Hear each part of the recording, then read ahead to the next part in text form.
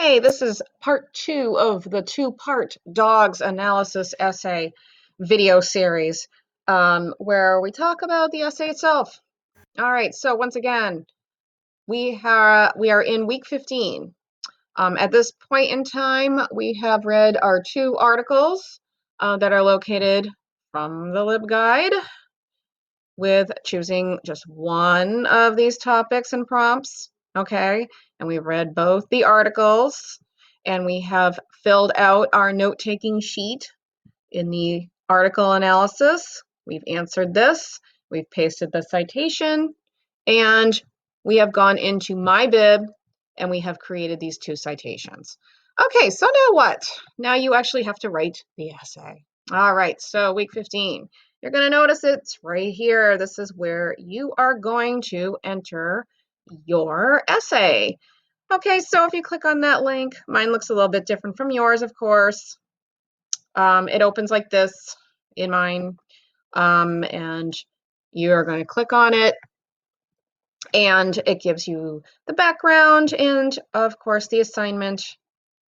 In here, keep in mind you have to follow the format of MLA, which is 12 point Times New Roman, double spaced. There's no specific page requirement here. All right, what is this essay going to be about?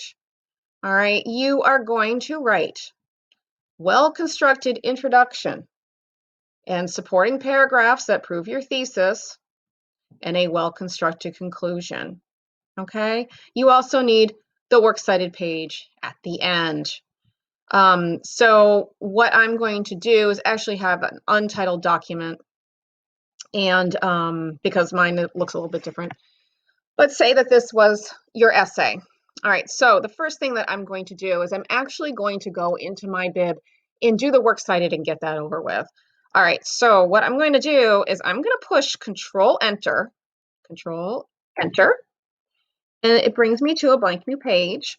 Then I'm going to go into my bib up here, and I'm going to download, click on Download Works Cited, and I'm going to copy and paste my bib.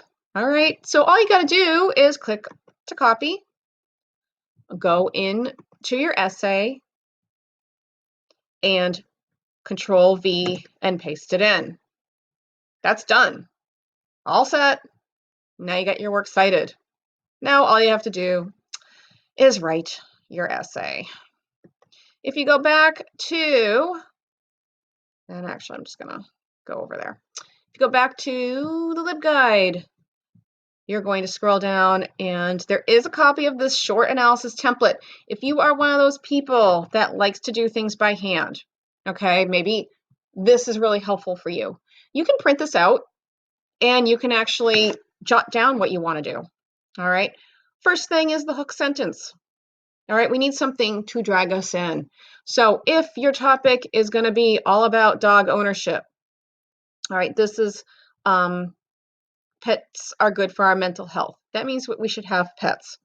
I'm going to just argue for this, okay, because I feel like having pets is good for my mental health, and I feel like it's good for a lot of people.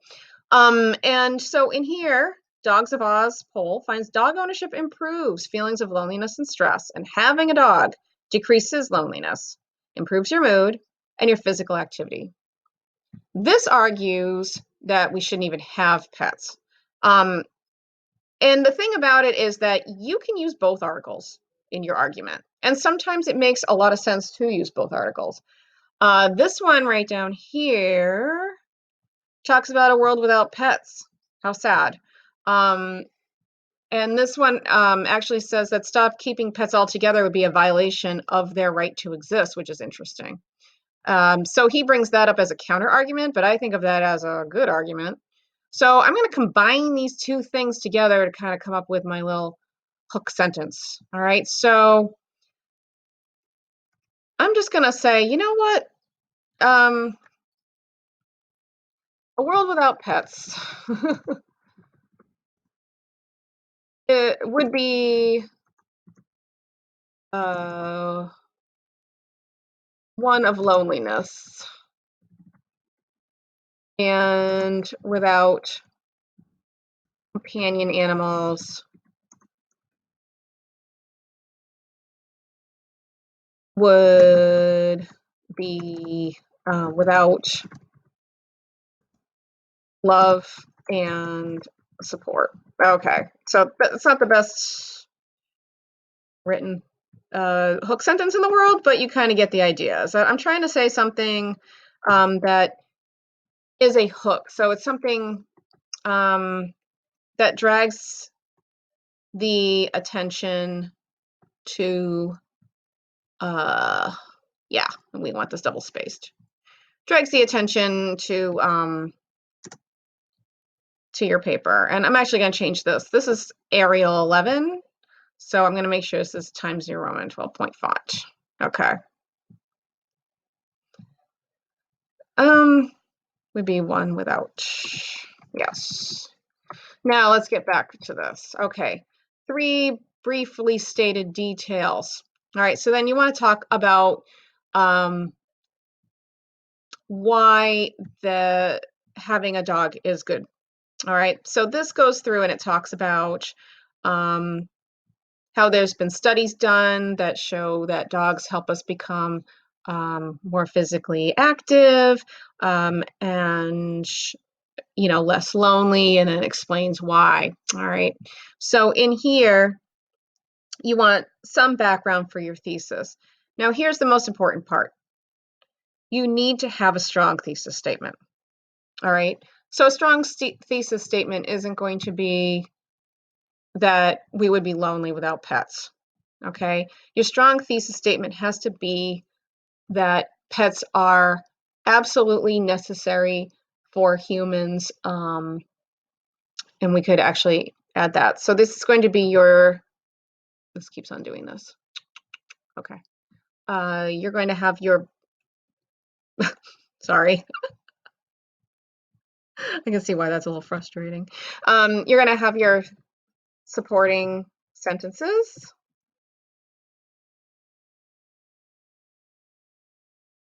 Okay. And then you're going to have your thesis statement. Okay. So your thesis statement is going to be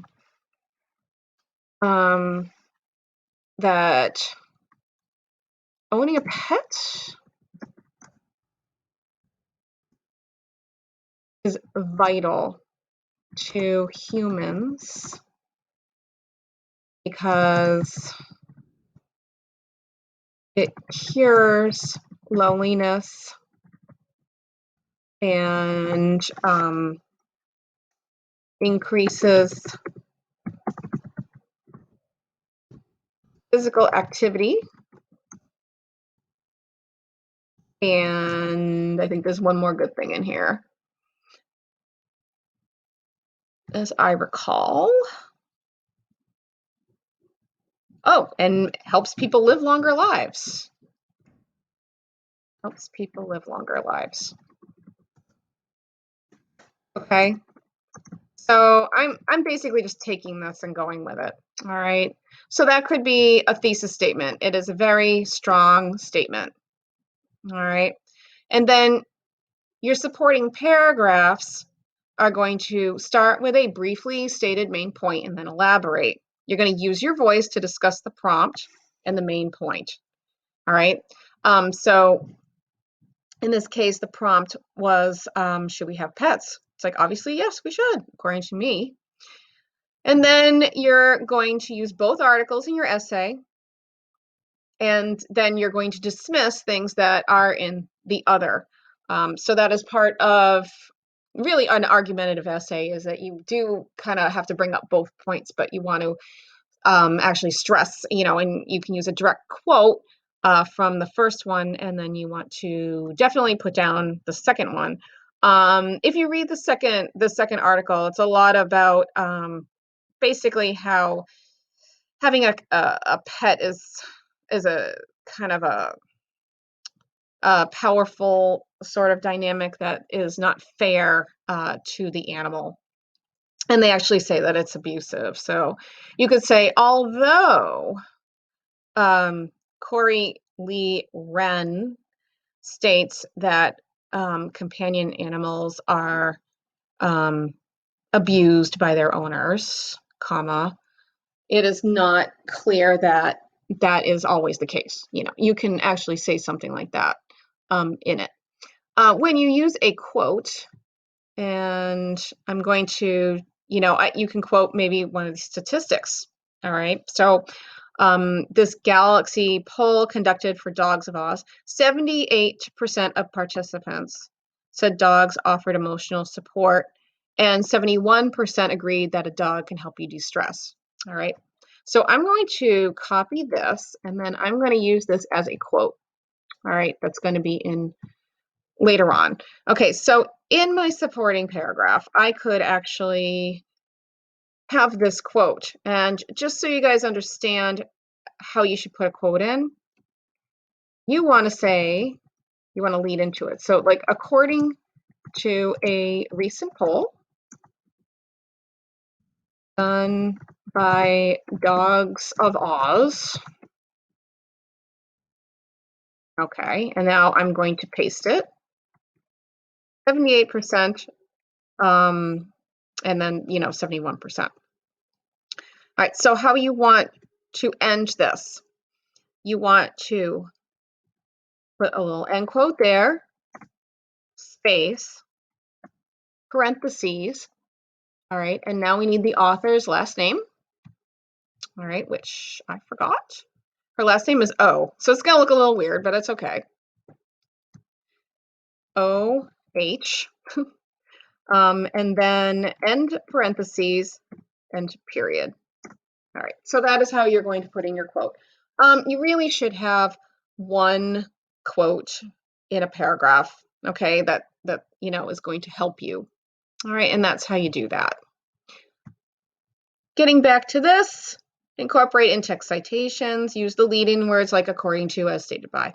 Use transition words to make the supporting paragraphs flow, such as furthermore, in addition, moreover, second, third, finally, likewise. All right, so in your conclusion, you want to restate your thesis, summarize your main points, and create a strongly worded clincher sentence at the end, you know, to support your conclusion, and don't introduce new information. All right, so getting back to this. When you're doing, when you're writing anything, guys, if you type something in and you feel like, ugh, that is just repetitive, it sounds exactly like something else I already said, it doesn't fit in this paragraph, don't erase it. You want to make sure that you just sort of like copy it and paste it at the end, because you might use it in your conclusion. All right, so I hope that this is somewhat helpful. If your font seems to kind of, you know, start changing on you, like mine just did, switch it back to Times New Roman 12 point, because sometimes that is something strange that happens. If you guys are stuck and you have any questions, you know, feel free to contact Miss Gary or myself, and we should be able to help you out, or Miss Rideout too. All three of us are here to help you. So please don't hesitate to do that. And that's the end of the demonstration.